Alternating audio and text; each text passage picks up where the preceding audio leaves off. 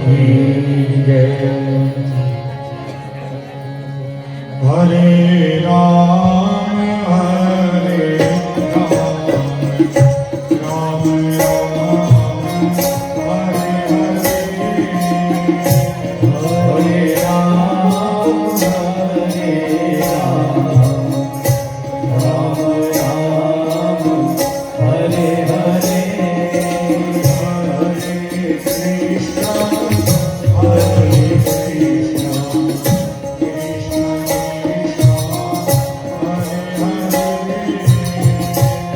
हरे, हरे कृष्णा हरे कृष्ण कृष्ण कृष्ण हरे हरे,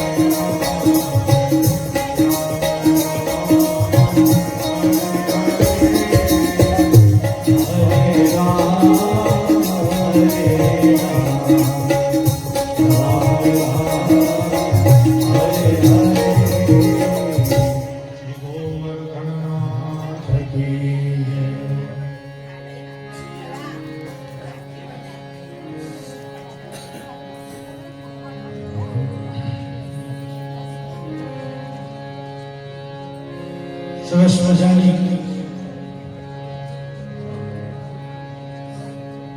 ઉષ્ણોદક તમે બધાએ પીધું, તમે પીધું, તમે પીધું. પણ હવે કથામાં આપણે આગળ વધીએ કે બ્રહ્માજીએ 10 માણસ પુત્રો પ્રગટ કર્યા અને પછી એક જોડકું પ્રગટ કર્યું, મનુ અને શત્રુપા રાણી. એ મનુ અને શત્રુપા રાણી એક વાલસોઈ દીકરી હતી, એનું નામ હતું દેવહૂતિ. એમ તો અહીંયા 5 સંતાનો બતાવ્યા છે. 3 કન્યાઓ છે, દેવહૂતિ, આકૃતિ અને પ્રસૂતિ, અને 2 દીકરા છે, પ્રિયવ્રત અને ઉત્તાનતા. આ 5 સંતાનોની કથા જેમાં છે તે શ્રીમદ ભાગવત. એ મનુ મહારાજની વાલસોઈ દીકરી દેવહૂતિ, ભગવાને મનુ મહારાજને એમ કહ્યું કે તમારી જે આ દીકરી છે ને એ બિંદુ સરોવરના તટ ઉપર કરદમ ઋષિ તપશ્ચર્યા કરી રહ્યા છે, એની સાથે આપ એના પાણી ગ્રહણ કરો. આ બાજુ કરદમ ઋષિને પણ આજ્ઞા કરી કે મનુ મહારાજ પોતાની વાલસોઈ દીકરીને લઈ અને અહીંયા આવે તો એની સાથે આપ પાણી ગ્રહણ કરજો.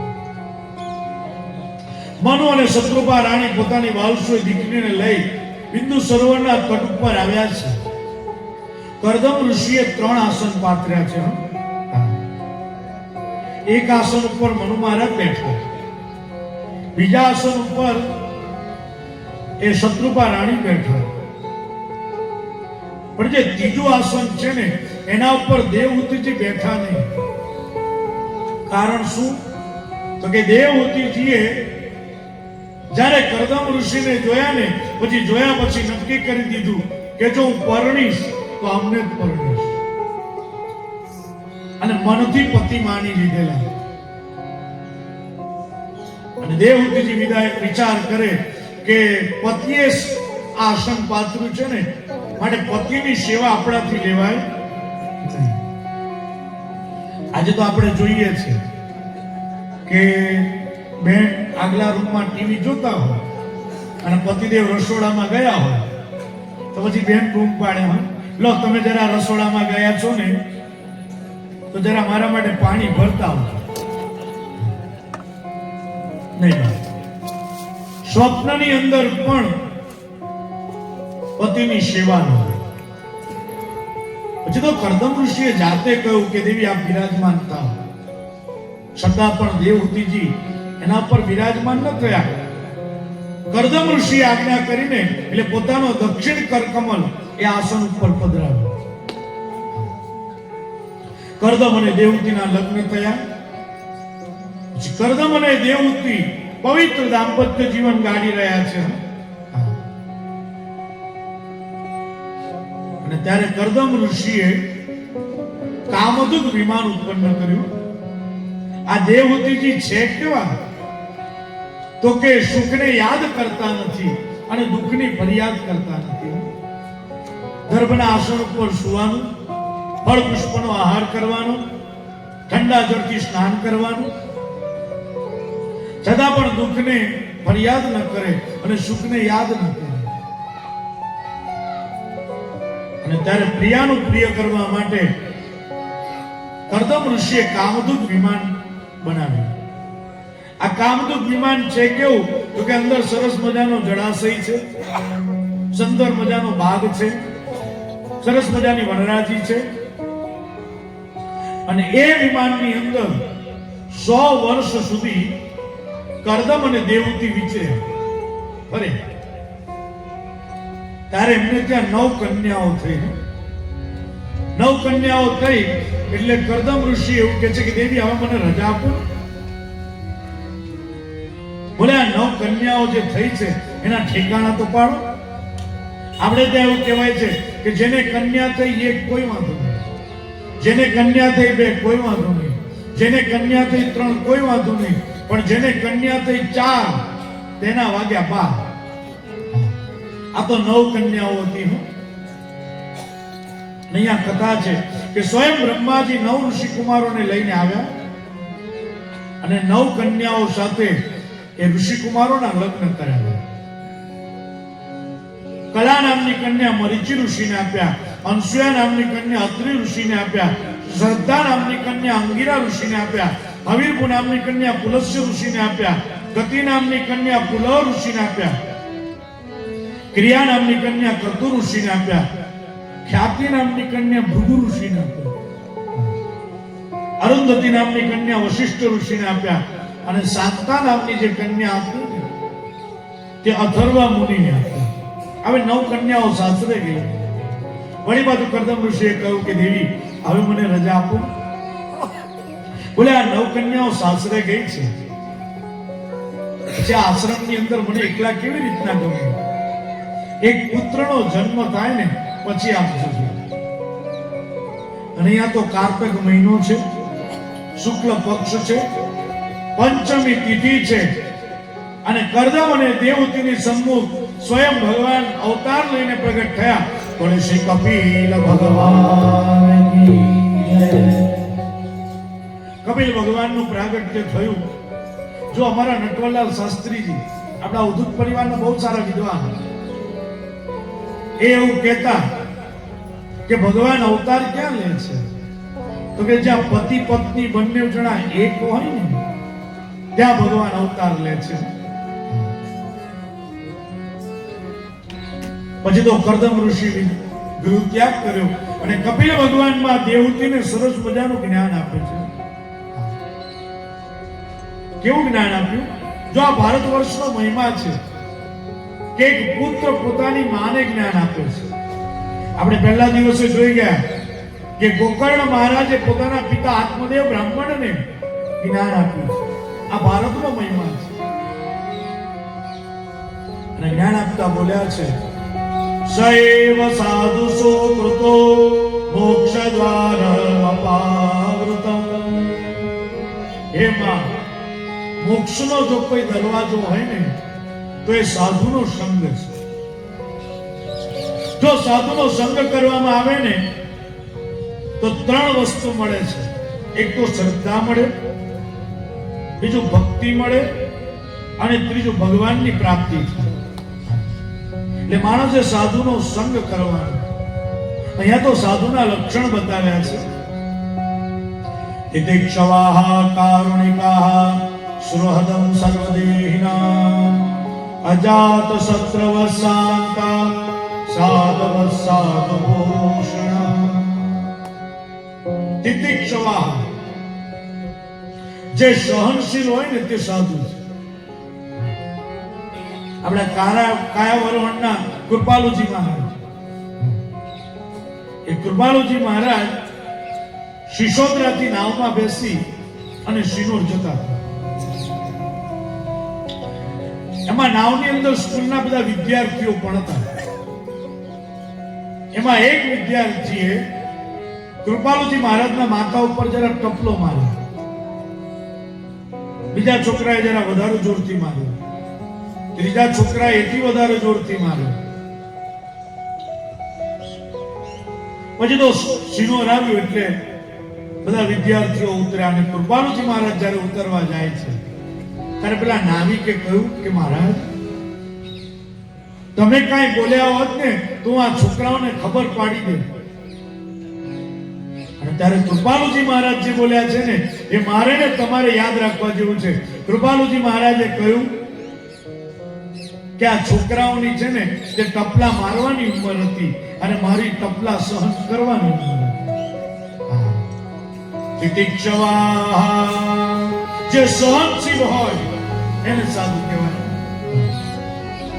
સુહૃદમ સર્વદેહિના, જેનો કોઈ પરાયો નહીં, બધા જ પોતાના.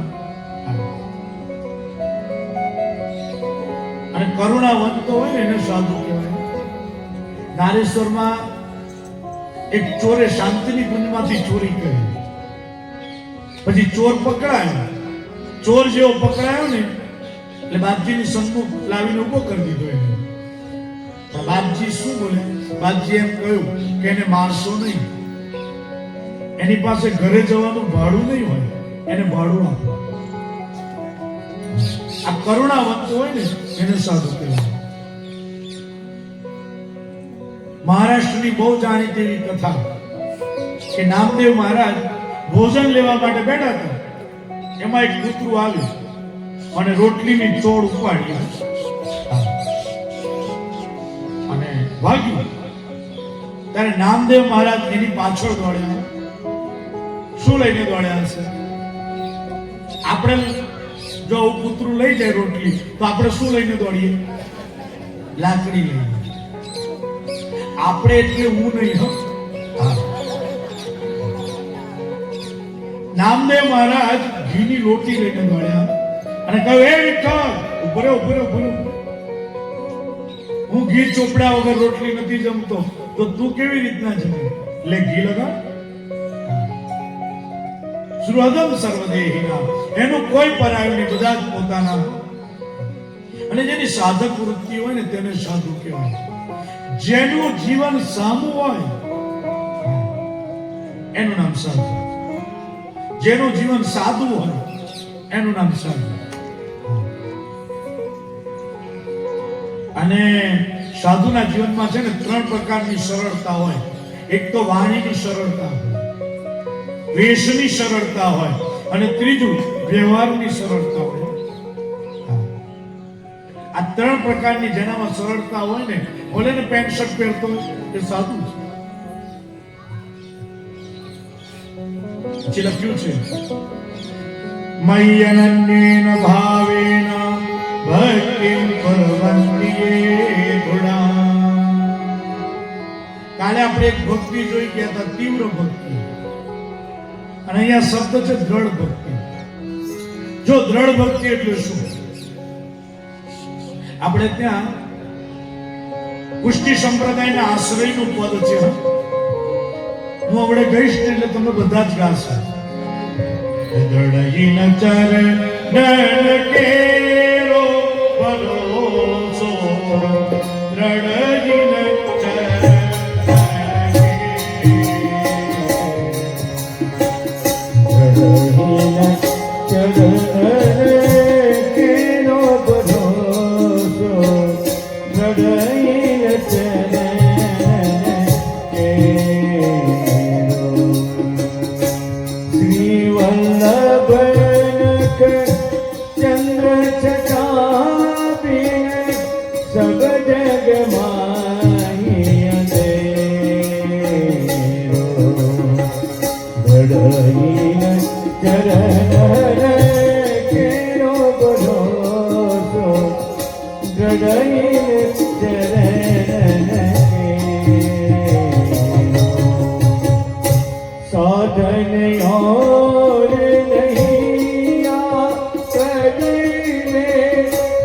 જાસુ હોયે નિત્રેરો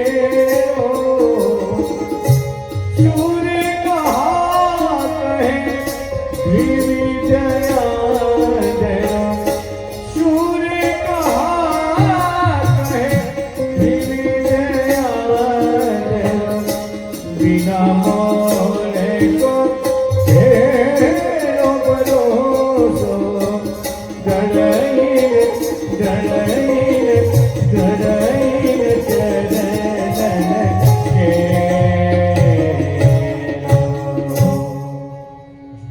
આશ્રયનું પદ છે પણ દ્રઢ ભક્તિ એટલે કેવી?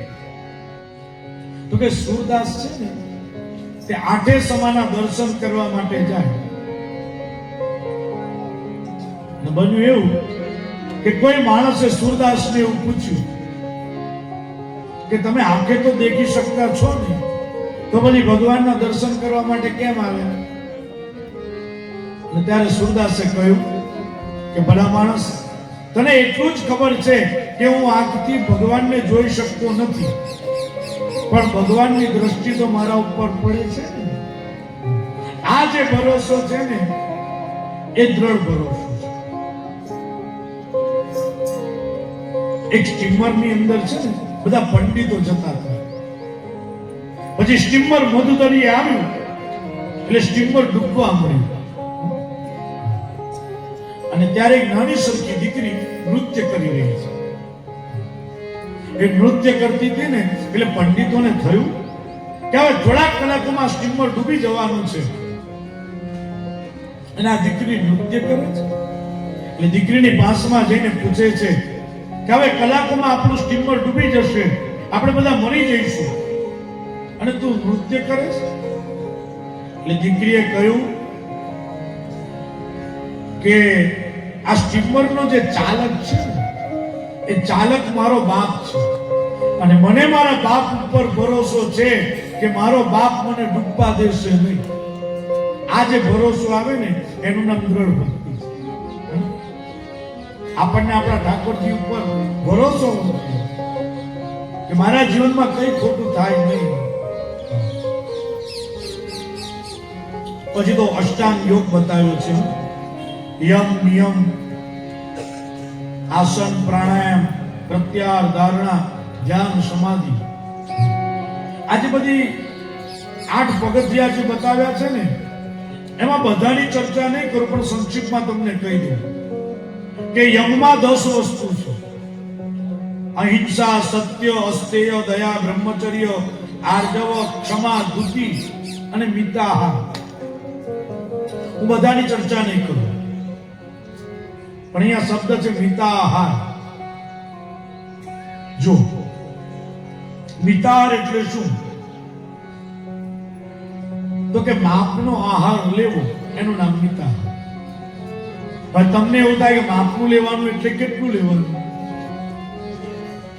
તો એક સરસ મજાનો દોરો છે કે 2 ભાગો અન્ને ભરી, ત્રીજો ચડતી દે, ચોથો ખાલી પેટનો રાખે સાધકએ. આપણું જે પેટ છે ને એ 12 આંગળનું છે. એના 4 ભાગ કરવાના, એટલે 3 આંગળનો 1 ભાગ, એમાં 2 ભાગ અન્નથી ભરવાના, ત્રીજો ભાગ જે છે તે જળથી ભરવાનો, અને ચોથો જે ભાગ છે તે હવા માટે ખાલી રાખવાનો. પણ ઘણા લોકો છે ને તે 11 ને 11:30 સુધી પહોંચી જાય. હા, અને પછી આળસ ઉલસ થાય એટલે પછી કહેશું હવે ઈનો પીવો પડશે. હા, પેલી લકોડી વાળી સોડા પીવી પડશે. હવે તને કહ્યું તું કે આટલું બધું ખા. હા, રાત્રે 11 વાગે શીરો બનાવી ખાય. હા,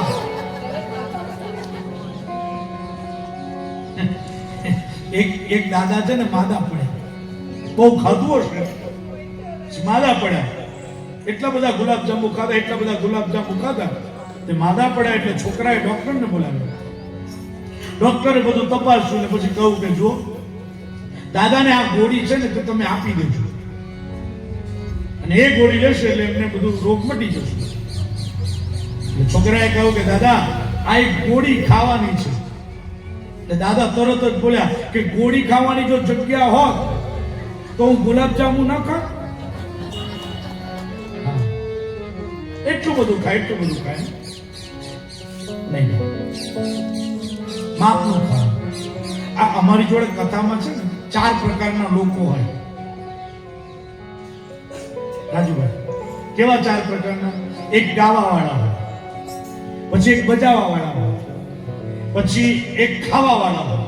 આ ખાવા વાળો છે ને અહીંયા આવ્યો નથી, નહીંતર જો આવ્યો હોત ને તો તમને ખબર પડી જાય. અને ચોથો છે ને હસાવા વાળો. એ જે હસાવા વાળો હતો ને તે મને કહે છે શાસ્ત્રીજી તમારા ચરણની સેવા આપું, હું તમારા ચરણ દબાવું. મેં કહ્યું ભલા માણસ મારા પગ મને દુખતા નથી, તું રહેવા દે. બોલે નહીં તમે મને તમારા ચરણની સેવા તો આપો. એનો ભાવ જોયો એટલે મેં જરા મારા પગ લાંબા કર્યા, પગ દબાવી રહ્યો છે. થોડીક વાર દબાવ્યા ને દબાવ્યા પછી તરત જ બોલ્યો કે તમને પગ શાના દુખે? તમારું મુકામ તો બિલકુલ નજીક છે. તમને દુખે તો 4-4 કલાક તમે બોલો છો એટલે તમારું ગળું દુખે. લાવો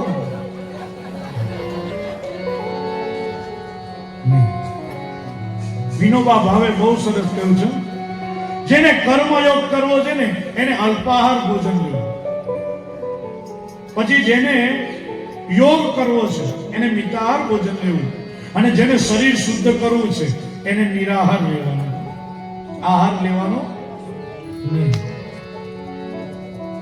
ચાલો પછી તો નિયમની અંદર 10 વસ્તુઓ બતાવી છે.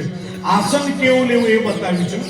આપણે ત્યાં તો યોગ માર્ગમાં 84 પ્રકારના આસન છે. એમાં એક સ્વસ્તિકાસન, પદ્માસન, ભદ્રાસન, એવા બધા જુદા જુદા આસનો છે. એક જણો છે ને તે પોતાના ઓટલા ઉપર ઉભો રહીને એમ કરતો હતો. એટલે વૈદ્ય પૂછ્યું ભલા માણસ આ તું શું કરે છે? બોલે આસન કરું છું. બોલે આ કયું આસન છે? તો કે દુશાસન. સમજાયું?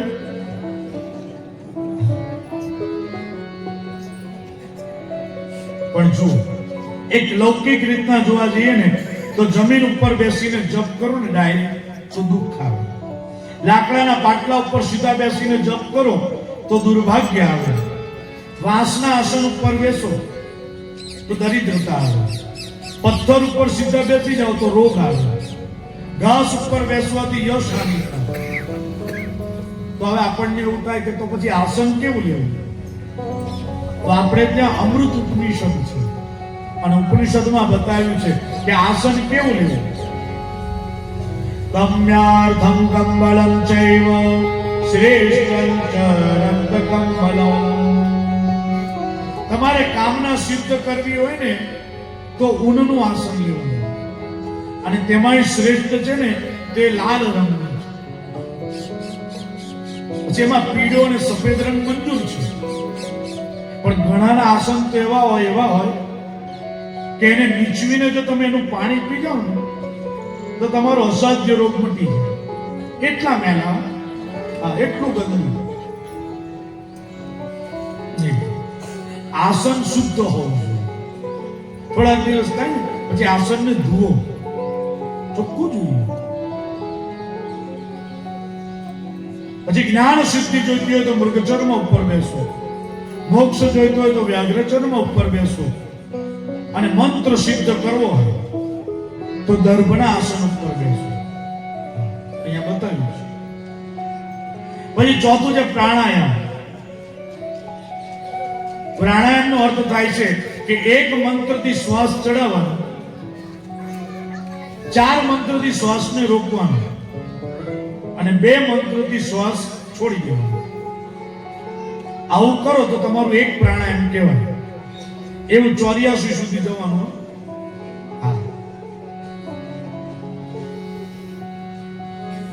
પછી પ્રત્યાહાર. પ્રત્યાહારનો અર્થ થાય છે તળપદી ભાષામાં કહું તો કે ઇન્દ્રિયોને વિષય તરફ જતા અટકાવી, એનું નામ પ્રત્યાહાર. તમે કથાના માળવામાં બેઠા છો અને એકદમ પડીકી ખાવાની ઈચ્છા થઈ, માવો ખાવાની, એટલે તમે કથામાંથી ઊભા થાવ, સ્કૂટર લો અને પાનના ગલ્લા ઉપર પહોંચો. પણ પાનના ગલ્લે પહોંચીને એકદમ વિચાર આવે કે હું સરસ મજાની કથામાં બેઠો છું, મારાથી વ્યસન ન થાય, એટલે તરત જ એ સ્કૂટર વાળી દે અને વળી પાછો કથામાં આવીને બેસી જાય. આનું નામ પ્રત્યાહાર છે. ઇન્દ્રિયોને વિષય તરફ જતા અટકાવ્યું. મેં તને સહજ કથામાં કહ્યું કે માણસે વ્યસન ન કરવું જોઈએ, અહીંયા વ્યસન મૂકી દો. એક જણો વ્યાસગાદી ઉપર આવ્યો, પછી એમ પડે કે તોડી અને મોળમ મૂકી દીધું. મેં કહ્યું ને કે અહીંયા મૂકી દો, તો અહીંયા આવી મોળમ મૂકી દીધું. ઘણા તો એવા ગતકડા બનાવે કે જે ખાય તમાકુ ને ચૂનું તે ભક્ત સમજો મહાદેવનું ચૂનું. આવા ગતકડા બનાવે નહીં. ઇન્દ્રિયોને વિષય તરફ જતા અટકાવો, એનું નામ જ પ્રત્યાહાર છે. પછી ધારણા, મનને એક ઠેકાણે સ્થિર કરવું, એનું નામ ધારણા છે. પછી ધ્યાન, વિચાર શૂન્ય બની જવું, એનું નામ ધ્યાન છે. હા, આપણે ત્યાં જે કૃષ્ણ મૂર્તિ હતા ને એ અડધો કલાક વિચાર કર્યા વગર રહી શકતા હતા. વિચાર નહીં કરવો એવો પણ વિચાર નહીં કરવો. અને છેલ્લું છે સમાધિ, પરમાત્મા સાથેનો એક્ય ભાવ, એનું નામ સમાધિ છે. મહાવીર સ્વામી છે ને તે સમાધિમાં બેઠા ને પછી છોકરાઓએ કાનમાં સળી નાખી, આ કાનમાંથી આ કાનમાં સળી બહાર નીકળી ગઈ, છતાંય મહાવીર સ્વામીની સમાધિમાં ભંગ થયો છે. પરમાત્મા સાથેનો એક્ય ભાવ. ચાલો પછી તો એમાં એક વાત બહુ મહત્વની કહી છે કે મનુષ્યના જેવું શ્રેષ્ઠ શરીર નહીં. પરમાત્માની જો શ્રેષ્ઠતમ કૃતિ હોય તો એ મનુષ્ય શરીર છે. જો ભગવાને બધા અંગ ઉપાંગો યોગ્ય ઠેકાણે આપ્યા છે, બે આંખ, બે કાન, નાક, પછી મુખ, બે હાથ, બે પગ, બધું યોગ્ય ઠેકાણે. પણ ઘણાને છે ને એનું ચિંતન જ જુદું. તે એવું કે આંખો અહીંયા આપી જેના કરતા પાછળ આપી હોત તો રિવર્સ નું દેખી શકે. આ મોઢું અહીંયા આપ્યું છે એના કરતા અહીં ઉપર આપ્યું હોત તો 8-10 ગુલાબ જાંબુ માં આવી શકે. આ કાન અહીંયા આપ્યા છે, આ ડાય મારવામાં તકલીફ પડે છે, તો આ કાન કોઈ ઠેકાણે ગોઠવી દીધો હોત તો. પરમાત્માને ખબર હતી કે આ 42 વર્ષનો થશે ને એટલે એને ચશ્મા આવશે, પછી ચશ્માની દાંડીઓ મૂકશે ક્યાં, એટલે પરમાત્મા એ કાન મૂક્યા છે. બધાને કઈ લેન્સ એડજસ્ટ ન થાય. અમારી જોડે એક કથામાં આવતો હતો ને તેને નવા ચશ્મા આવેલા, પછી રાત્રે પથારીમાં સુએ ને તોય ચશ્મા પહેરીને સુઈ જાય. એટલે સવારે મેં એને કહ્યું, ભલા માણસ તું આ ચશ્મા પહેરીને સુઈ જાય છે રાત્રિના સમયે, તને ઊંઘમાં કઈ વાગી જાય તો આ ચશ્મા શું કામ પહેરે છે? એને મને તરત જ કહ્યું કે શાસ્ત્રીજી, રાત્રિના સ્વપ્ન આવે તો બરાબર દેખાય.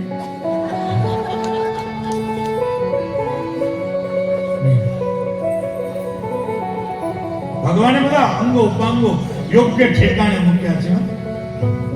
જો તમારો એક હાથ જુઓ ખાલી, એમાં 6 જોઈન્ટ છે. 1, 2, 3, 4, 5 અને 6. એક જ હાથમાં 6 જોઈન્ટ છે. ભગવાને અહીંયા પણ જોઈન્ટ મૂક્યો છે, કારણ કે પરમાત્માને ખબર છે કે બિચારો તમાકુની ડબ્બીમાંથી ચૂનો કાઢશે કેવી રીતે, એટલે અહીંયા પણ જોઈન્ટ મૂક્યો. એટલે પરમાત્માની જો શ્રેષ્ઠતમ કોઈ કૃતિ હોય ને તો એ મનુષ્ય શરીર છે. પછી તો સરસ મજાનું જ્ઞાન આપતા કહે છે કે સત્કર્મનું ફળ સુખ છે અને પાપાચરણનું ફળ દુઃખ છે. અને કપિલ ભગવાન માં દેવહૂતિને કહી રહ્યા છે, અત્રૈવ નર્ક સ્વર્ગ ઇતિ માત પ્રચક્ષતે. હે માં, અહીંયા જ સ્વર્ગ છે અને અહીંયા જ નર્ક છે. આપણે ત્યાં રાજ કપૂર સાહેબનું એક ગીત છે ને, કેવા શબ્દો છે? ये मेरा गीत जीवन संगी कल भी कोई दोहराएगा, जग को हंसाने बहरो पिया रूप बदल भी आएगा.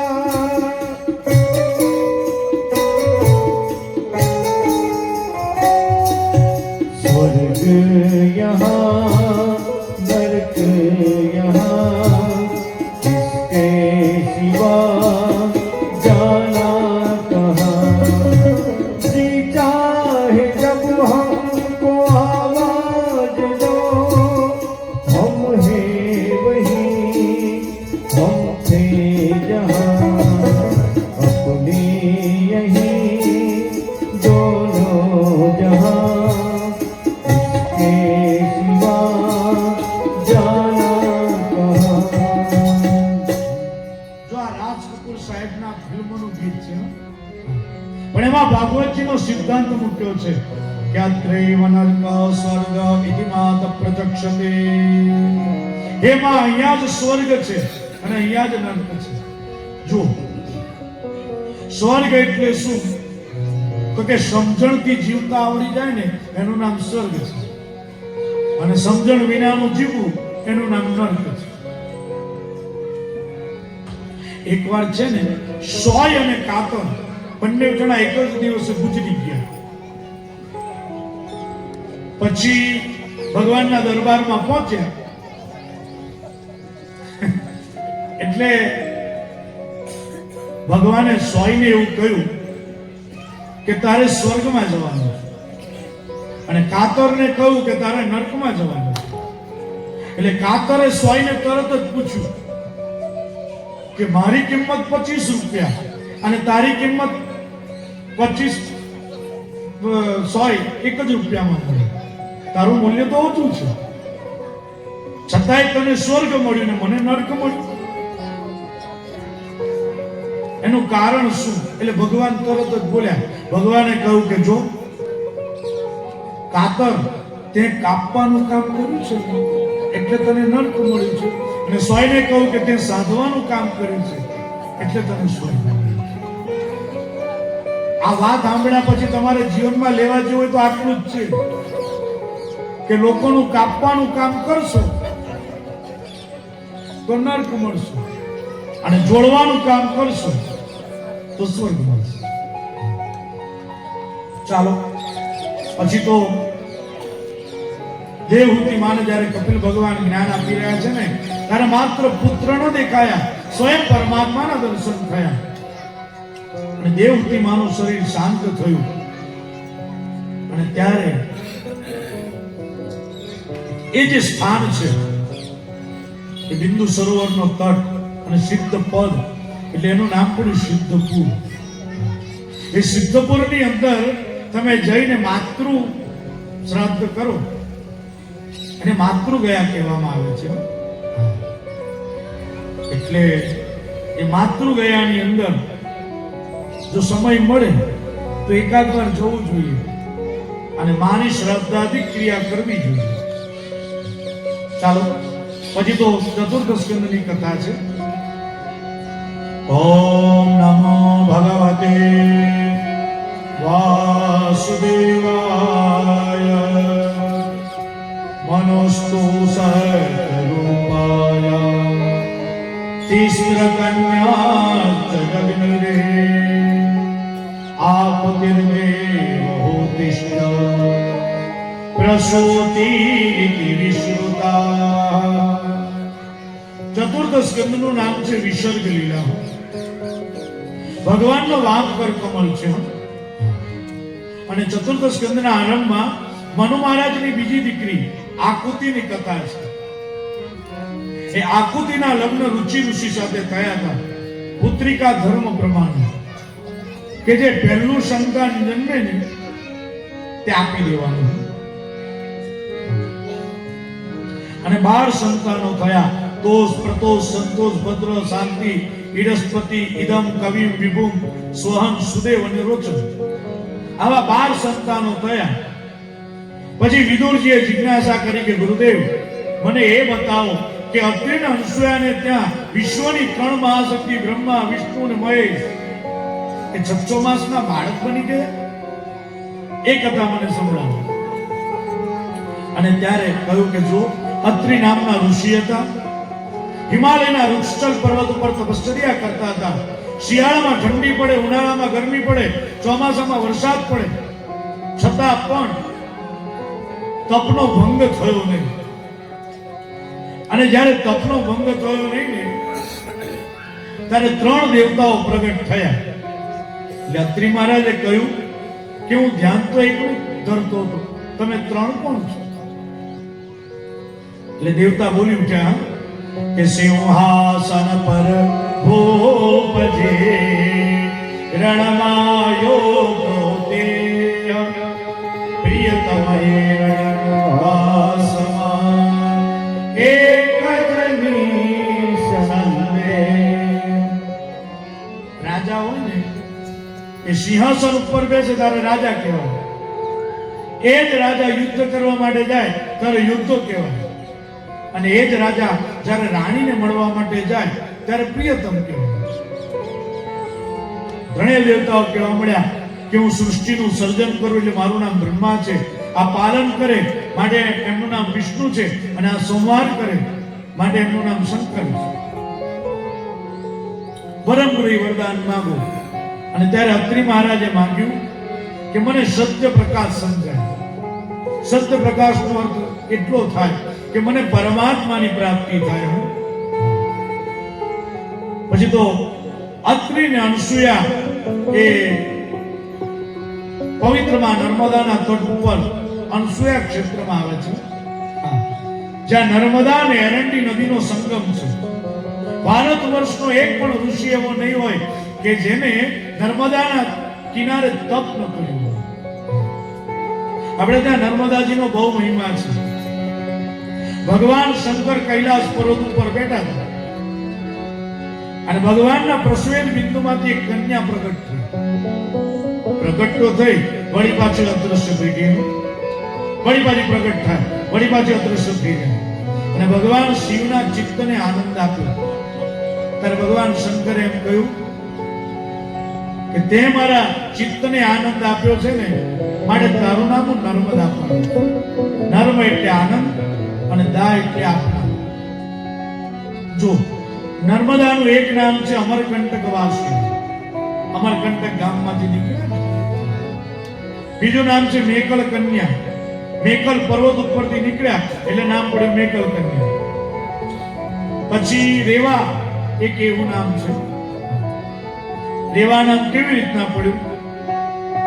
તો કે રવ શબ્દ ઉપરથી રેવા શબ્દ આવ્યો છે. રવ શબ્દનો અર્થ થાય અવાજ. એનો અવાજ કેવો છે?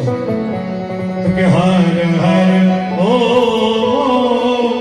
હર હર ઓ હર હર ઓ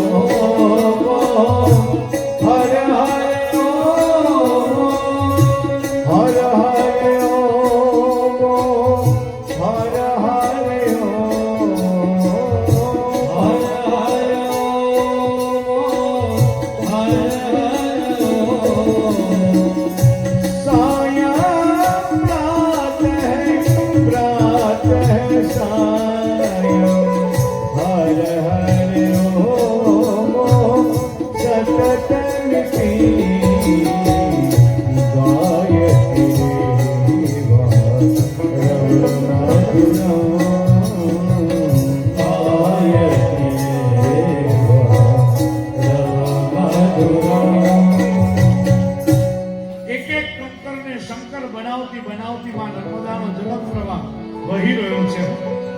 નર્મદાજીનો મહિમા કેવો છે?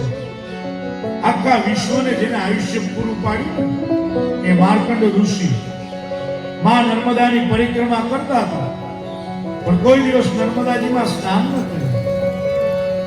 અને ત્યારે સ્વયં માં નર્મદા પ્રગટ થયા અને કહેવા મળ્યા, વચ્ચંતી મુનય સર્વે તમક કિમ નમજસી. હે ઋષિરાજ, તમે મારી પરિક્રમા કરો છો, પણ મારામાં સ્નાન કેમ કરતા નથી? અને ત્યારે એ માર્કંડ ઋષિએ જવાબ આપતા કહ્યું, મુક્તિ ત્વં દર્શનાદ દેવી ન જાને સ્નાનજં ફલમ. તારા દર્શન કરવાથી મુક્તિ મળી જતી હોય તો પછી તારામાં સ્નાન કરવાથી શું ફળ મળે એ હું વિચારી પણ શકતો નથી. જો નર્મદાજીનો તો બહુ સરસ મહિમા છે. પુરાણોમાં એવું લખ્યું છે, પદ્મ પુરાણમાં બતાવ્યું છે, પુણ્યા કનકલે ગંગા કુરુક્ષેત્રે સરસ્વતી યા વિવાય વિવારણે પુણ્યા સર્વત્ર ગંગાજી છે ને એ માત્ર તમે કંથલમાં જાઓ ને અને ત્યાં જઈને સ્નાન કરો તો તમને ફળ આપે. પછી સરસ્વતી છે એ કુરુક્ષેત્રમાં જઈને સ્નાન કરો તો તમને ફળ મળે. પણ માં નર્મદા કેવી છે તો કે કોઈ પણ ઠેકાણે જઈને સ્નાન કરો તો પૂરેપૂરું ફળ. નર્મદાજીનો આવો મહિમા છે. એ નર્મદાના તટ પર અત્રિ અને અનસૂયા પવિત્ર દાંપત્ય જીવન ગાળી રહ્યા છે. એકવાર દેવર્ષિ નારદ પધાર્યા. દેવર્ષિ નારદે આશ્રમ જોયો. સરસ મજાનો આશ્રમ, કોઈને પગમાં કાંટા કાંકરા વાગે નહીં ને માટે પૃથ્વી કોમળ થઈ ગયેલી.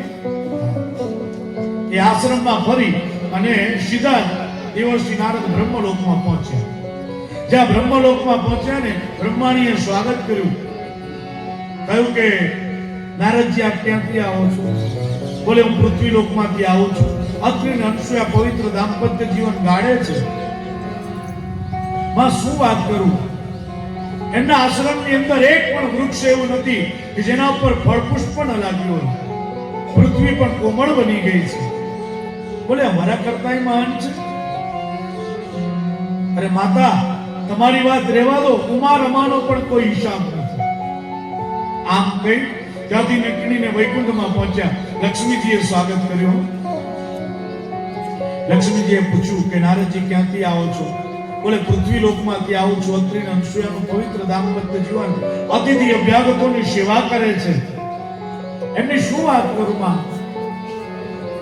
એકવાર અત્રિ મહારાજ છે ને તે કોઈ ગ્રંથ ઉપર ટીકા લખતા હતા અને કહ્યું કે દેવી મારે જળ પીવું છે, જળ લઈ આવો. ત્યારે અનસૂયાજી ડાંગર છડતા હતા સાંભેલા વડે.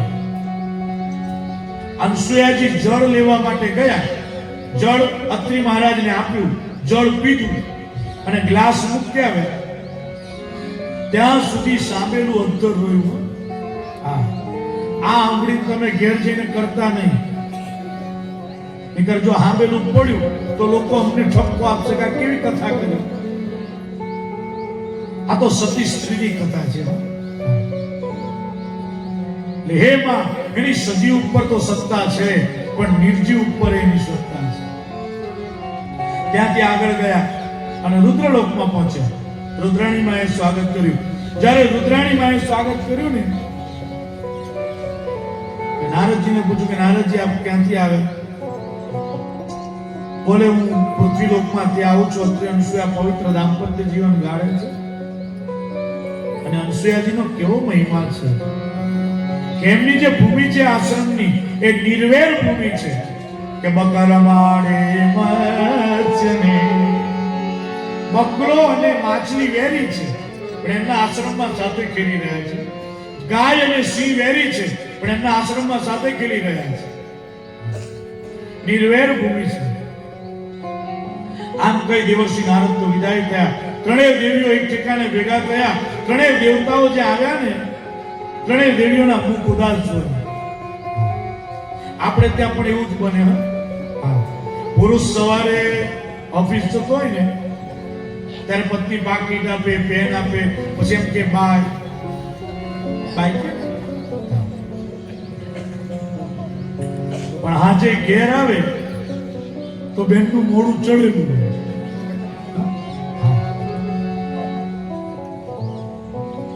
ઘણા દેવતાએ આ દેવીઓના મુખ ઉદાસ જોયા ને એટલે પૂછ્યું કે તમારા મુખ ઉદાસ કેમ છે? બોલે દેવર્ષિ નારદ આવ્યા હતા. જ્યાં દેવર્ષિ નારદનું નામ આપ્યું ને ત્યાં ધ્રાસકો પડ્યો કે શું હશે? બોલે આજકાલની છોકરી અનસૂયાના વખાણ કરતા હતા, જાઓ પરીક્ષા લો.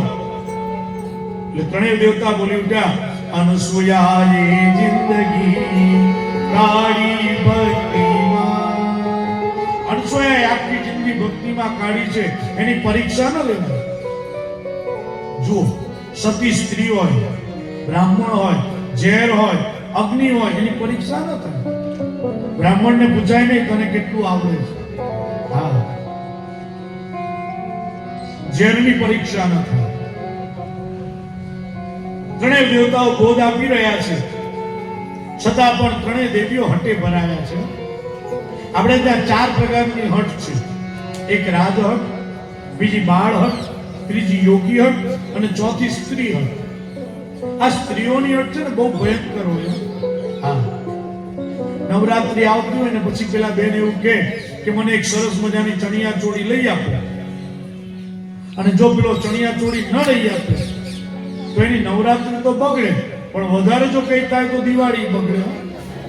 હા, એટલે હું તો અવારનવાર એવું કહું કે ચોરી સિવાયનું બધું કરવાનું, પણ બહેનોનું માગણું પૂરું કરવાનું. ઘરેથી નીકળતી વખતે કોઈ તકલીફ થઈ હોય ને, ઝઘડો થયો તો પછી ઓફિસેથી ઘેર જતા જો વ્યવસ્થા ન હોય તો છેલ્લે રબડની કોથળી લઈ જવાની કે લે આ રબડ બહુ સારા હતા ને, હું તારા માટે લાવું.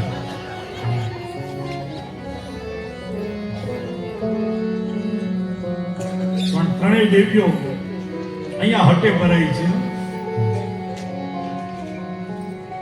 અહીંયા તો એવું લખ્યું છે કે મોરશુને નારુચે ઔષધ જેમ લગા. માણસ મરવા પડ્યો હોય અને બહુ મોંઘી દવા લાવો અને એ દવા જેમ અસર કરતી નથી ને, તેમાં ત્રણેય દેવીઓને બહુ અસર કરતો હોય. બ્રહ્માજી અને વિષ્ણુ તો નીકળી ગયા, પણ ભગવાન શંકર નીકળતા નથી. ત્યારે ભવાનીએ કહ્યું કે તમને ઓળખતું તો કોણ? કે તો ગ્રહાણી તત્પાણી ગ્રહણ પરિપાટી ફલ વિનૌ. એ તો મેં તમારો હાથ પકડ્યો ને એટલે ભવાની શંકર કહેવાય. નીકળતો અમે તો સર્પના આભૂષણો અને ચિતાની ભસ્મ લગાડી અને કૈલાસ પર્વત ઉપર બેસી રહેતા. એ તો મેં હાથ પકડ્યો એટલે ભવાની શંકર કહેવાય. જાઓ બહાર નીકળો. જો એકલા પુરુષની છે ને કોઈ કિંમત નહીં. જબુ ગામની અંદર તમે મકાન ભાડે લેવા જજો એટલે મકાન માલિક પહેલો પ્રશ્ન પૂછશે, પરણેલા છો? અને જો જવાબ મળ્યો કે ના, તો મકાન માલિક તરત કહેશે કે ભાડે મકાન આપવાનું. એકલો માણસ રહેતો હોય ને તે ઘર જોજો, અને પરણેલો રહેતો હોય તે જોજો. એમાં ફરક નહીં. અમે મોહિતની ત્યાં રહીએ છીએ, પણ એનું ઘર એકદમ નીટ એન્ડ ક્લીન. હા, તરત જ વાસણ ધોઈ નાખો, જાતે જ ધોઈ. એ અપવાદ છે, અપવાદ. પછી તો ત્રણેય દેવતાઓ એક વડના નીચે આવ્યા છે. માય વાત કરે છે કે આ નારદે નાહકની આપણા ઘરમાં ઉપાધિ કરી.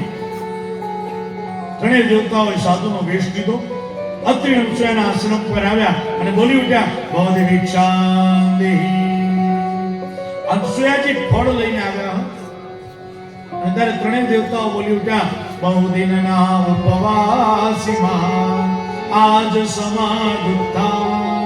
હે માં, અમે બહુ દિવસના ઉપવાસી છે, આજે જ સમાધિમાંથી ઉભા થયા છે, તું અમને અન્ન ભિક્ષા. અને તે કેવી રીતના? તો કે નગ્ન થઈને. અનસૂયાજીએ પોતાના પતિ સાથે મનોમન વાત કરી આજે જેવી રીતના મોબાઈલથી વાત કરીએ છીએ ને આપણે, હા, અમારા અમદાવાદનો કવિ અંકિત ત્રિવેદી એ બહુ સરસ છે કે આ મોબાઈલથી છે ને ડિસ્ટન્સ ઘટ્યું છે પણ ડિસ્ટર્બન્સ બહુ વધ્યું છે. હા,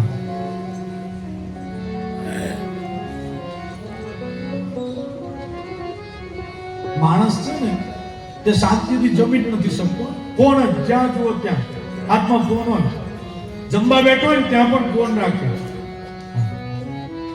એક પતિ છે ને તે પત્ની ઉપર ખીજાયો કે આ દાળ કેવી બનાવી છે, દાળમાં મીઠું નથી, મસાલો નથી, કાંઈ નથી. એટલે પત્નીએ કહ્યું કે આ મોબાઈલ બાજુ પર મૂકો, આ તમે રોટલી છે ને તે દાળમાં નહીં પાણીના ગ્લાસમાં બોળો છો.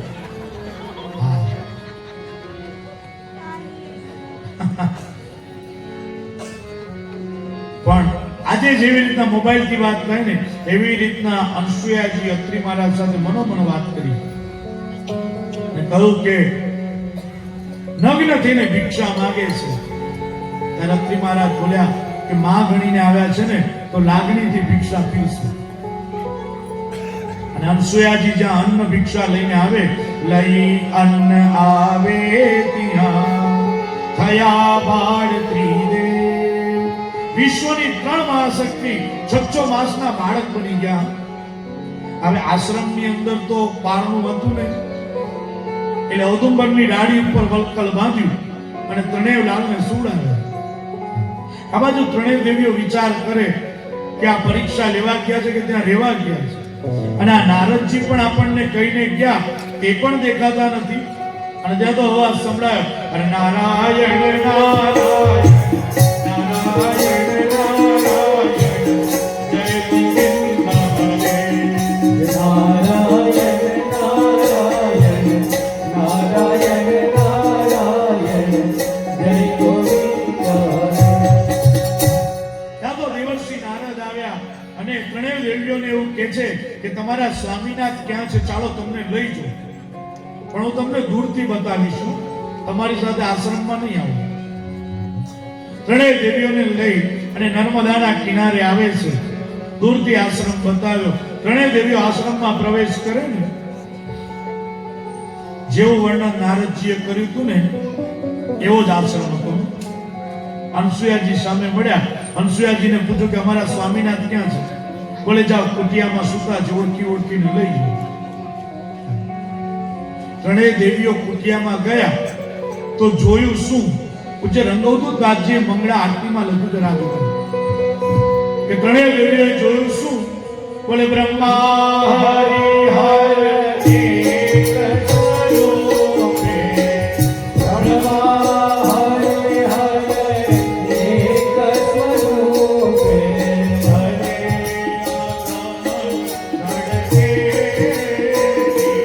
ગુરુ કરે અગમ જડકે. આનંદ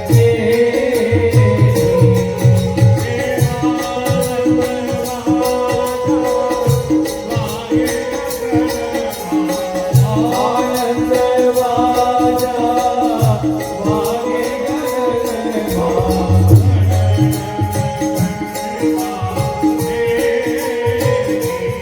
ગુરુ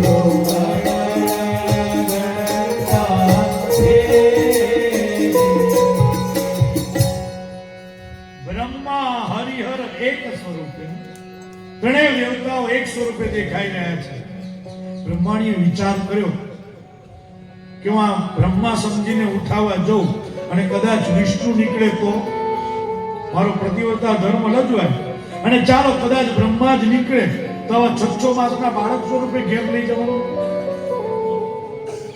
અને ત્યારે ત્રણેય દેવીઓએ અનસુયાજીને હાથ જોડી દીધા કે હે માં, સગડી બાજી તારા હાથમાં છે. પછી તો અનસુયાજીએ પ્રાર્થના કરી, ભગવાન મૂળ સ્વરૂપમાં પ્રગટ થયા. અત્રે અનસુયાની સ્થિતિ બદલાય. અનસુયાજી કહે છે કે હે પ્રભુ, તમે મને માં કહીને બોલાવી છે ને તો એ વચન સત્ય કરજો. પછી તો અત્રે અનસુયા કૌશિક બ્રાહ્મણને ખાતર માહુર ગણમાં આવે છે.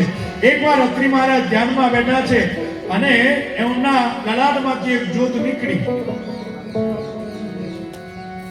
અને અનસુયાજીના ઉદરમાં જઈને પ્રવિષ્ટ થઈ. 9 માસ 9 દિન પરિપૂર્ણ થયા. માગસર મહિનો છે, શુક્લ પક્ષ છે, ચતુર્દશી યુગ પૂર્ણિમા છે, બધા વારોમાં શ્રેષ્ઠ વાર એવો બુધવાર છે. અને બરાબર આ સમયે પ્રદોષ સમયે ગોત્રયે થયાતિ મોદીએ અત્રિ અંશુયાની સન્મુખ સ્વયં ભગવાન દત્તનું પ્રાગટ્ય થયું. બોલે શ્રી અવધૂત ચિંતન શ્રી ગુરુદેવ દત્ત. ભગવાન દત્તનું પ્રાગટ્ય થયું. ભગવાન દત્ત છે કેવા? નાથજી દત્તવાણીમાં લખે છે, સ્મય સુગામી કલી તાર કૃપા તારો ગોબી છે. ભગવાન દત્ત સ્મર્તુગામી છે. ચાલો, અનસુયાજીએ સ્તુતિ કરીને એટલે ભગવાન એક મસ્તક બે ભુજા, એક મસ્તક બે ભુજા, એક મસ્તક બે ભુજા સ્વરૂપે પ્રગટ થયા. વિષ્ણુના તેજથી આવ્યા હતા એનું નામ દત્ત પાડ્યું, બ્રહ્માના તેજથી આવ્યા હતા એનું નામ ચંદ્ર પાડ્યું, અને શિવના તેજથી જે આવ્યા હતા એનું નામ દુર્વાસા. આ જે કથા છે ને તે ગુરુ લીલામૃતમાં તો છે જ, પણ શિવ પુરાણમાં પણ આ કથા છે. ચાલો, પછી તો મનુ મહારાજની ત્રીજી કન્યા પ્રસૂતિ. એ પ્રસૂતિ છે ને તે દક્ષ મહારાજને આપી દીધી. આ દક્ષ મહારાજને એક બે નહીં 60 કન્યાઓ હતી. એમાં એક સતી નામની જે કન્યા હતી એ ભગવાન શંકરને આપી દીધી. અને ભગવાન શંકર અને સતી બરાબર ત્રેતાયુગનો સમય છે, અને કૈલાસ પર્વત છોડી અને અગસ્ત્ય ઋષિના આશ્રમ પર આવ્યા. અને તુલસી ચોપાઈ લખે છે,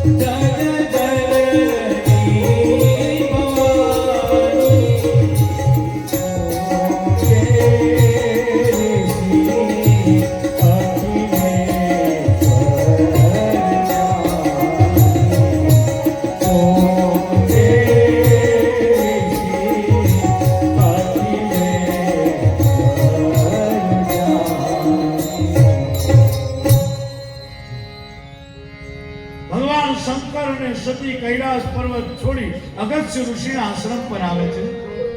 અગસ્ત્ય મહારાજે ભગવાન શંકર અને સતીનું પૂજન કર્યું.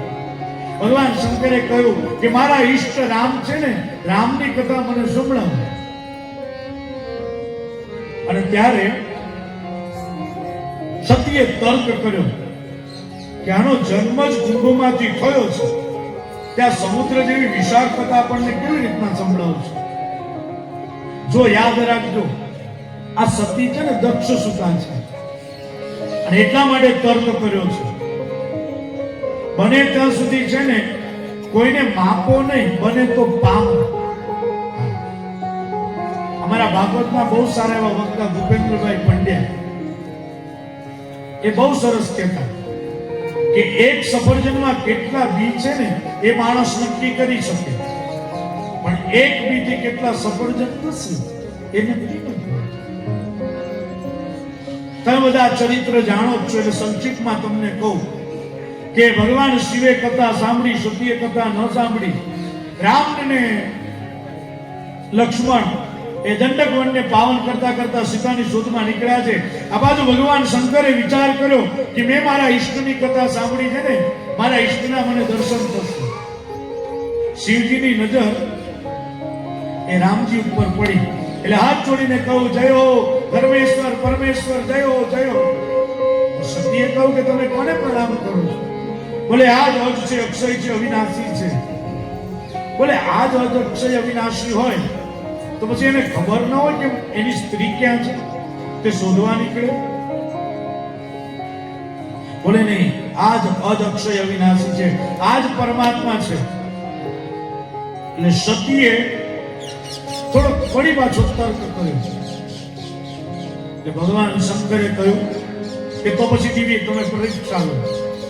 એટલે સતી બરાબર સીતાનું રૂપ ધારણ કરી અને રામ અને લક્ષ્મણ ચાલી રહ્યા છે ને એમથી આગળ ચાલે છે. જો નકલી ભક્તિ હોય ને એ ભગવાન કરતા આગળ ચાલે. લક્ષ્મણજીની નજર પડી, લક્ષ્મણજી કાંઈ બોલ્યા નહીં, કારણ કે વૈરાગી માણસ છે ને કોઈનો જસ્ટિસ ન થાય. પણ જ્યાં ભગવાન રામની નજર પડી ને, રામજી હાથ જોડી દીધા અને બોલ્યું કે અરે જોરી પાણી પ્રભુ પીન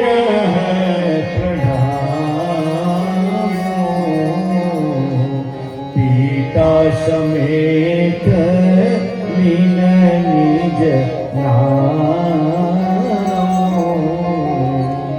ભગવાન રામ એવું કહે છે કે હે માં, તું એકલી કેમ છે? પિતાજી કેમ છે? ત્યાં સતીને કહ્યું કે આ તો મને ઓળખી ગયા. પછી ભગવાન શંકર પાસે આવે છે, વાત છુપાવે છે. ભગવાન શંકરે ધ્યાનમાં જોયું કે મારા ઈષ્ટ રામ અને સીતાનું રૂપ લીધું. એટલે સતીના હાથની સેવા લેવાનું છોડી દીધું, સમાધિમાં બેસી ગયા. એ સમય દરમિયાન દક્ષ મહારાજને પ્રજાપતિ પદની પ્રાપ્તિ થઈ. એકવાર સભા ભરીને બેઠા છે. 10 દિક્પાલ દેવતાઓ, ઇન્દ્ર, ચંદ્ર, વરુણ, કુબેર, આ બધા દેવતાઓની સભા ભરાઈ છે.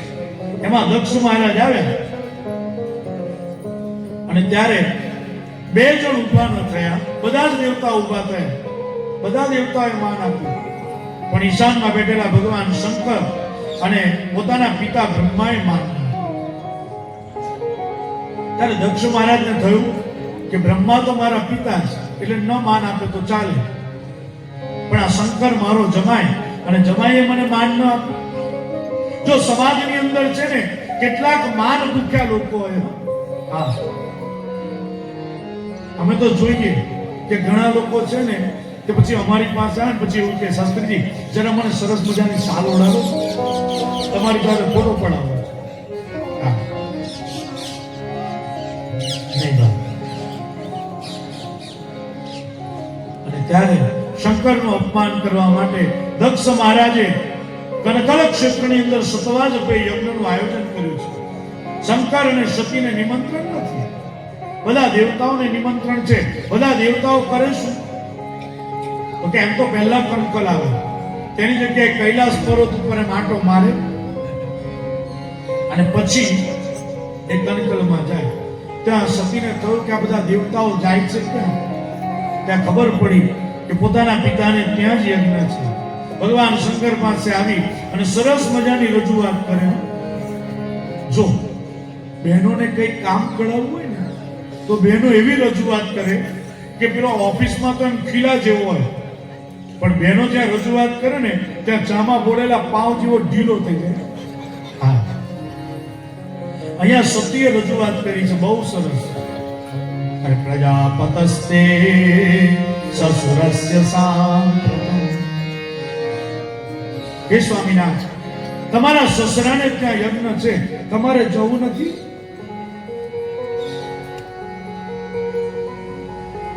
એટલે શંકરે કહ્યું કે દેવી અવળી વાત કેમ કરો છો? એમ કોને મારા પિતાને ત્યાં યજ્ઞ છે?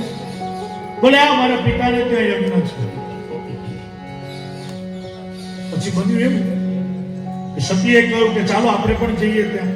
એટલે ભગવાન શંકરે કહ્યું કે તમારા પિતાએ નિમંત્રણ ક્યાં આપ્યું? એટલે સતીએ છે ને વકીલ રોક્યા વગર દલીલ કરી.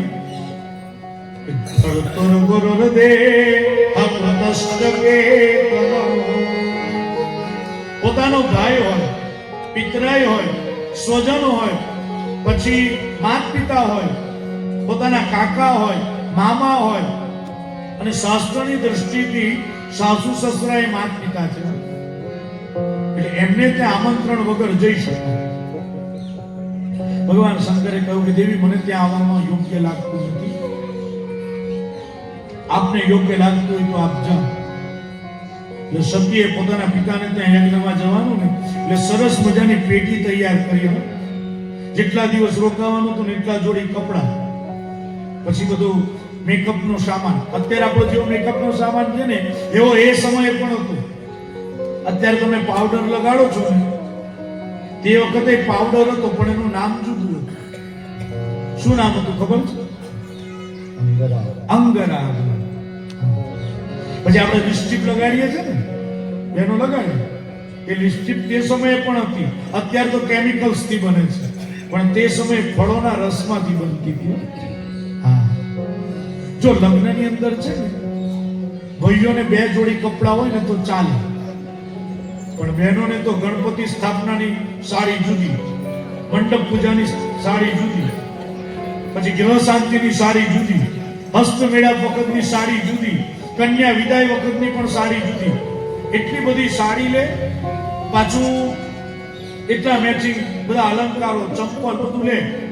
પછી બહેને તો બેગ ઉચકવાની હોય ને, બાજુમાં કયાગરો કંત હોય એવું જ કીધું. અહીંયા પણ સતી એ પોતાના પિતાને ત્યાં આવે છે ને, પિતાને ત્યાં જ્યાં આવ્યા બધા જ આળું જોવા મળ્યા. હવે જો કોઈ પણ સ્ત્રી હોય ને તે સાસરીમાંથી પિયરમાં જાય તો સૌથી પહેલા કોને મળે? કામવાળીને મળે. હા, તો માને. બરાબર. સતી પ્રસૂતિ માની પાસમાં જાય છે ને પ્રસૂતિ માં એવું કહે છે કે બેટા, આ તારા પિતાએ છે ને જમાઈનું અપમાન કરવા માટે યજ્ઞ રાખ્યો છે, અને તમારા પિતાએ એવી જાહેરાત કરી છે કે સતી કે શંકર જે કોઈ આવે અને જો એની સાથે વાત કરશે તો એનો હું શિરચ્છેદ કરી દઈશ. એટલે બેટા આ બધા તારાથી આવું જુએ છે. પણ માએ કહ્યું કે બેટા તું ચિંતા ન કરીશ, તારી બધી જ બાજી હું સુધારી દઈશ. જો બધી જ બાજી સુધારી દે ને એનું નામ જ માં છે. માં છે ને એ ત્રિમૂર્તિ છે. પ્રેમ મૂર્તિ છે, ક્ષમા મૂર્તિ છે, કરુણા મૂર્તિ છે. અમારા ગુણવંત સાહેબ તો બહુ સરસ કે એક શબ્દનું જો કોઈ મહાકાવ્ય હોય તો એ માં છે. અને એટલે તો કવિ બોટાદ કરે ગાયું ને, અરે ગંગા ના નીર તો વધે ગટે અને સરખો એના પ્રેમનો પ્રવાહ રે, જનની જોડ સખી નહીં જણે રેલો. ઘરની અંદર છે ને નાના બાળકને બાપ રમાડતો અને માં રમાડતી, બંનેમાં ફરક છે. એક માં ને નાનો સરખો દીકરો એ ટ્રેનમાં બેસીને જતા હતા. પછી એક સ્ટેશન આવ્યું એટલે બાજુની સીટ ઉપર એક ડોક્ટર, વકીલ, એક તર્કશાસ્ત્રના પ્રોફેસર બેઠેલા. એ ત્રણેય જણાને એમ કહ્યું કે હું આ પાણીનો બોટલ ભરી લાવું, ત્યાં સુધી આ બાળકને જોજો. જેવી માં ગઈ ને બાળક રડવા મળ્યો. વકીલ હતા ને તેમને ખિસ્સામાંથી પેન્ટ કાઢીને એમ આપી કે લે. પ્રોફેસર હતા એને ચોકલેટ કાઢી નાખી, છતાંય બાળક શાંત ન રહ્યું. પણ જ્યાં માં પાણીનો બોટલ ભરીને આવી અને જેમ ચપટી મારીને કહ્યું બેટા સ્વીટું, અને તરત જ બાળક હસવા મળ્યો. એ તર્કશાસ્ત્રનો જે પ્રોફેસર હતો ને એ પ્રોફેસરે માને પૂછ્યું કે માં, આ તારો દીકરો રડતો હતો, અમે બધાએ ચોકલેટ આપવા, પેન આપવા અને શાંત પાડવા પ્રયત્ન કર્યો, છતાં એ શાંત ન રહ્યો, અને ત્યાં આવીને ખાલી ચપટી મારીને સ્વીટું કીધું, એમાં એ શાંત થઈ ગયો. એનું કારણ શું? અને ત્યારે માએ કહ્યું કે હે પ્રોફેસર સાહેબ, એ તમારે જાણવું હોય ને તો મારી કુખે જન્મ લેવો પડે, તો ખબર પડે કે માનો પ્રેમ શું છે. કવિ આગળ કહે છે, અને વાલના બનેલા લેલા વેલ રે જનની જોડ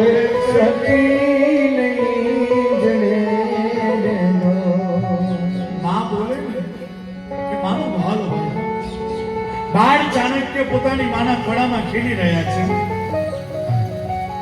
અને માની આંખમાં આંસુ જોયા. માની આંખમાં જ્યારે આંસુ જોયા ને, બાળ ચાણક્યએ કહ્યું, માં તારી આંખમાં આંસુ કેમ છે? બોલે, બેટા તારા દાંત સુંદર છે ને માટે મારી આંખમાં આંસુ છે. બોલે, દાંત સુંદર હોય એમાં રડવાનું શું?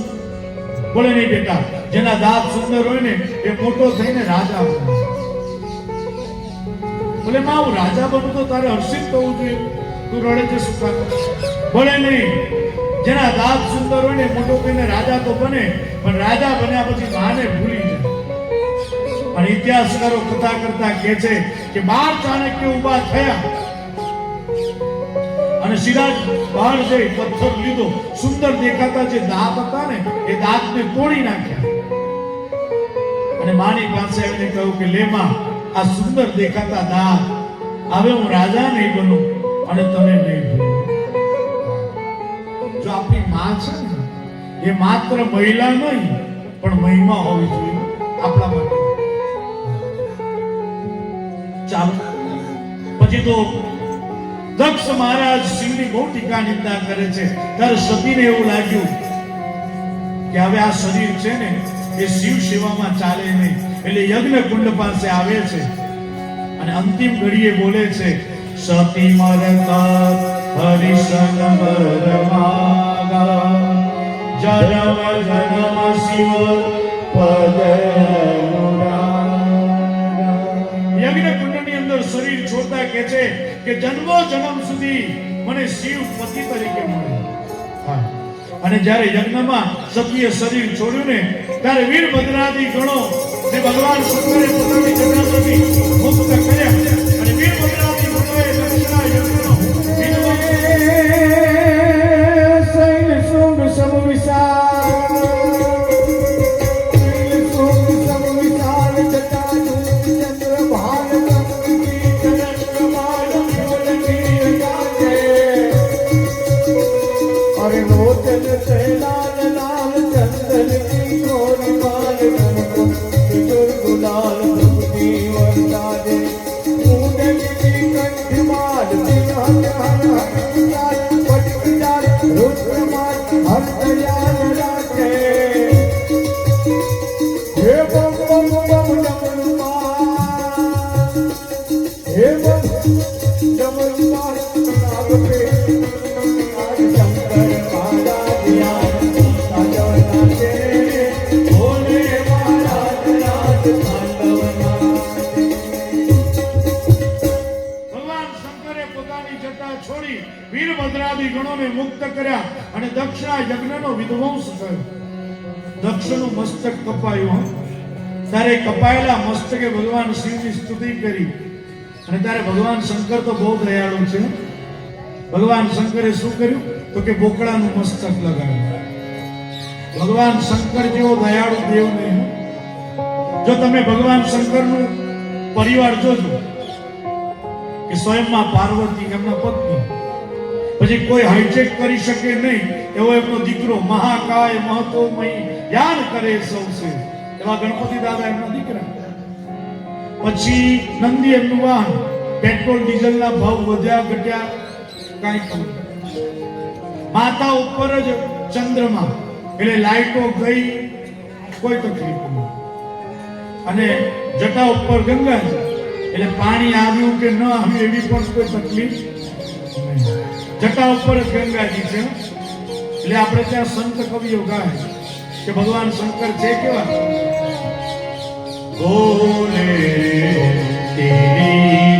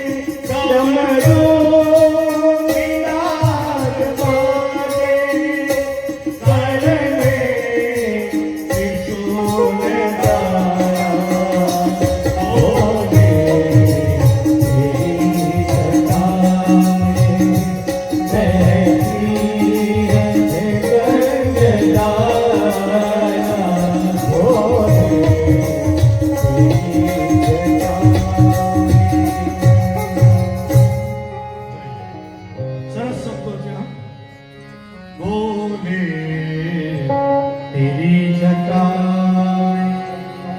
बहती है गंगा काली जटा के अंदर जीवदामिनी उजाला बोले तेरी जटा. અમે અમદાવાદ કથા કરતા અંકલેશ્વર અને અંકલેશ્વર કથા કરતા હતા. પછી આ નવો રાગ કંપોઝ કર્યો રાત્રિના સમયે અને બીજે દિવસે કથામાં ગાયો અને અહીંયા બીજી વાર ઉજુ ગઈએ છીએ. પણ આ રાગ છે ફિલ્મનો. પણ ભગવાન શંકર છે ને બહુ દયાળુ દેવ છે. ભગવાન શિવનું તલથી પૂજન કરવામાં આવે ને કાળા તલથી, તો ગમે તેવો રોગ હોય મટી જાય. અને સવારના પરમાં દર્શન કરો ને શિવના, તો રાત્રિ સુધીના બધા ગ્રહો ખરાબ હોય તો સારા થઈ જાય. આ જન્મ પ્રથમ ધ્યાને બપોરના 12 વાગે દર્શન કરો તો એક જન્મના પાપ દૂર થઈ જાય. અને સાયાને સપ્ત જન્મની સાયંકાલે દર્શન કરો તો પાછલા 7 જન્મોના પાપ નાશ પામે. આજે આપણે બાલકૃષ્ણભાઈને ત્યાં ગયા ને ત્યારે આપણે શિવજીના દર્શન કર્યા ને. શિવ જેવો દેવ નહીં. ચાલો પછી તો એક સરસ મજાની કથા છે કે મનુ મહારાજનો એક દીકરો છે, એનું નામ છે ઉત્તાનપાલ. એને 2 રાણી હતી, સુનીતિ ને સુરુચિ. સુનીતિના ધ્રુવ થયા અને સુરુચિના ઉત્તમ થયા. ધ્રુવ મહારાજ પિતાના ખોળામાં બેસવા માટે ગયા ને ત્યારે સુરુચિ અટકાવે કે તમે દાસી પુત્ર છો. એટલે રડતા રડતા ધ્રુવ મહારાજ સુનીતિની પાસમાં ગયા ત્યારે બન્યું એવું કે સુનીતિ માએ પૂછ્યું કે આપ રડો છો કેમ? એટલે દાસીએ કહ્યું કે સુરુચિ માએ એમને પિતાના ખોળામાં બેસતા અટકાવ્યા ને એટલે રડે છે. એટલે સુનીતિ માએ કહ્યું કે બેટા, એક લૌકિક પિતાના ખોળામાં બેસવા માટે આટલી તાલાવેલી છે તો જગત પિતાના ખોળામાં બેસવાની ઈચ્છા કેમ થતી નથી? એટલે ધ્રુવ મહારાજ શાંત થઈ ગયા અને તરત માને પૂછે છે કે માં, જગત પિતા ક્યાં મળે? બોલે જ્યાં પૂરેપૂરું ભયનું વાતાવરણ હોય ને ત્યાં ભગવાન મળે. ધ્રુવ મહારાજ જગત પિતાના ખોળામાં બેસવા માટે જાય છે. સામેથી નારદજી મળે છે. નારદજીને પ્રણામ કર્યા. નારદજીએ કહ્યું કે આપ ક્યાં જઈ રહ્યા છો? બોલે જગત પિતાના ખોળામાં બેસવા માટે જઉં છું. બોલે જગત પિતાના ખોળામાં બેસવા માટે જાઉં છું તો જગત પિતા મળે ક્યાં તમને ખબર છે? બોલે ના. તો કે જો સાંભળો, પુણ્યમ મધુવનમ યત્ર સાનિધ્યમ નિત્યદારે. ભગવાન મધુવનમાં નિત્ય નિવાસ કરે છે, આપ ત્યાં જાઓ. પણ ભગવાનને બોલાવશો કેવી રીતના? તમે શાકભાજી લેવા માટે જાઓ અને કાચિયાને એવું કહો કે પેલું આપ તો એ શું આપે છે? પણ તમે એવું કહો કે રીંગણ આપ, બટેકા આપ, નામ બોલો તો નામ પકડાય. એમ અહીંયા નારદજીએ મંત્ર આપ્યો છે. તમે બધા આ મંત્ર જાણો છો. ઓમ નમો ભગવતે વાસુદેવાય. ઓમ નમો ભગવતે વાસુદેવાય. ત્રિરાત્રાંતે કપિતવદરાસનમ. ધ્રુવ મહારાજ તપ કરી રહ્યા છે. આખો માસ કોઠાનો ગર્ભ ખાધો છે. બીજા મહિને ફળ ખાવાનું છોડી દીધું. ત્રીજા મહિને પાંદડા ખાવાનું છોડી દીધું. ચોથા મહિને જળ પીવાનું છોડી દીધું. અને 5મા મહિને માત્ર વાયુનું ભક્ષણ કરે છે. પછી તો વાયુ લેવાનું પણ છોડી દીધું ને ત્યારે સ્વયં ભગવાન પ્રગટ થયા. ધ્રુવ મહારાજ સમાધિનો આનંદ લૂંટી રહ્યા છે. ભગવાને કર્યું શું? તો કે ભગવાનના કરકમલમાં શંખ છે. ધ્રુવ મહારાજને જગાડવા પ્રયત્ન કર્યો પણ જાગ્યા નહીં ને તો શંખ કપોલના ભાગે અડકાડ્યો. આંખ અને કાનની વચ્ચેનો ભાગ કપોલ કહેવાય, ત્યાં હાથ અડકાડ્યો અને ધ્રુવ મહારાજ સમાધિમાંથી જાગ્યા. ભગવાનના સ્વરૂપને નિહાળ્યું. જે સમાધિમાં આનંદ લૂંટી રહ્યા હતા ને, જે પરમાત્માનો, એ જ પરમાત્મા સામે આવીને ઉભા છે. અને ત્યારે સરસ મજાની સ્તુતિ કરી યુક્ત પ્રવીશ્ય મમ વાચમિમાં પ્રસુપ્તાં સંજીવયદ્યખિલ સત્તિદર્શદાનम् અન્યાં સહસ્રચરણ શ્રવણત્વગાદી પ્રાણાન નમો ભગવતે પુરુષાય તુભ્યં. હે પ્રભુ, આપની સ્તુતિ કરવા માટે વાણી આપો, બળ આપો, તેજ આપો, અને મારા જીવનમાં કોઈ પ્રસંગ બને તો ભક્તિ મોહર પ્રવહતા તૈમે પ્રસંગો. મારા જીવનમાં કોઈ પ્રસંગ બને ને તો એ ભક્તિ મૂલક પ્રસંગ. ચાલો પછી તો ભગવાનના દર્શન પ્રાપ્ત કરી ધ્રુવકુમાર નગરમાં આવ્યા. પિતાએ સ્વાગત સામૈયા કર્યા. ત્યારે ધ્રુવ મહારાજે એમ કહ્યું, પિતાજીએ સરસ મજાનો હાથી શણગારેલો, હાથી ઉપર ધ્રુવ મહારાજને બેસાડ્યા છે. ધ્રુવ મહારાજે કહ્યું કે હું એકલો નહીં બેસું, મારા ભાઈ ઉત્તમને પણ બોલાવો. ઉત્તમને પણ બેસાડ્યા છે. અને ત્યારે ઉત્તમ પણ બહુ રાજી થયો છે. જો યાદ રાખજો કે આ જગતની અંદર તમને કોઈ નિંદનીય નહીં લાગે ને તો પછી આખું જગત વંદનીય લાગશે. હા, ચાલો પછી તો એ જ વંશમાં અંગ નામે રાજા થયો, પરમ ભગવદીય રાજા હતો. એને ત્યાં વેણ નામનો પુત્ર હતો. એ દુષ્ટ હતો. નાના નાના બાળકો રમતા હોય ને તો ઉચકીને કૂવામાં ફેંકી દે. ખબર છે? ચતુર્થને વિરામ આપીને પછી કરું. 5 મિનિટ. હવે રિસેસ 2 વાર પાડવાની છે ને એટલે થોડુંક મારે જોવું પડે. મારે ખ્યાલમાં છે કે રિસેસ પાડવાની છે, પણ હવે થોડુંક જ બાકી છે ચતુર્દશ સ્કંદનું. એટલે એ પૂરું કરીને પછી ઊભો થવો, કારણ કે અધૂરી કથા ન ચાલે. એ વેણ છે ને દુષ્ટ હતો. એટલે લોકોએ નક્કી કર્યું કે એને ગાદી ઉપર બેસાડી દો એટલે સુધરી જશે. જ્યાં ગાદી ઉપર બેસાડે તો ઓર હેરાન કરવા લાગે. એટલે પ્રજાજનોએ, જો યાદ રાખજો કે જે ગાદી ઉપર બેસાડે છે ને એ જ તમને ગાદી પરથી ઉઠાડી પણ શકે. પ્રજાજનોએ વેણના શરીરનું મંથન કર્યું, એમાંથી કાળ પુરુષ પ્રગટ થયા અને વેણને વિદાય. હવે પ્રજાજનોની રક્ષા કોણ કરે? ત્યારે ભગવાને અહીંયા અવતાર લીધો. બોલે શ્રી પૃથુ ભગવાન કી જય. પૃથુ ભગવાન એમ કહ્યું, શ્રદ્ધા તમો મંગલ મૌન સંયમે. તમારા જીવનમાં શ્રદ્ધા હોવી જોઈએ, તપ હોવું જોઈએ.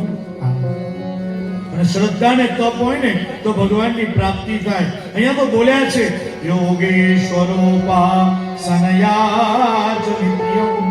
નિત્ય ભગવાનની ઉપાસના કરવી અને બ્રાહ્મણ સંસ્કૃતિનું જતન કરવું. જો આપણે ત્યાં એવું નથી કહ્યું કે 5 પટેલ જમાડો, 5 વાણિયા જમાડો, 5 કાછિયા જમાડો, એવું નથી કહ્યું. હા, તમારે કઈ કેવું છે કે કોને જમાડવું છે? હા ના, એટલે મને કહ્યું તમે વાત કરતા હતા એટલે કઈ વાત. હા, કઈ વાત. સરસ, આગળ કથા આવશે, તારું કહીશ. બ્રાહ્મણ એટલે કોણ? તો કે સમાજની ભ્રાંતિઓ દૂર કરે, સમાજમાં શાંતિ સ્થાપે અને સમાજમાં ક્રાંતિ લાવે, એનું નામ બ્રાહ્મણ છે. અને 5 પટેલ કે 5 કાછિયાને જમાડવાનું નથી કહ્યું, 5 બ્રાહ્મણ જમાડવાનું કહ્યું છે. એનું કારણ એક જ કે બ્રાહ્મણ જેને ત્યાં જમે છે ને એને 2 સારા વિચાર આપે છે, એટલા માટે બ્રાહ્મણને જમાડવાનું. ચાલો પછી તો 10 પ્રચેતાઓની કથા છે. એમને રુદ્રગીત પ્રબોધ્યું, વિષ્ણુનું સ્તવન કર્યું છે. અને ત્યારબાદ દેવર્ષિ નારદે પ્રાચીન બરહી રાજાને પુરંજન અને પુરંજનીનું ચરિત્ર કહી અને આધ્યાત્મ માર્ગ તરફ વાળ્યા. ચાલો ત્યારબાદની જે કથા છે એ પંચમ સ્કંદની કથા છે. આપણે પંચમ સ્કંદની કથા 10 મિનિટ પછી જોઈશું.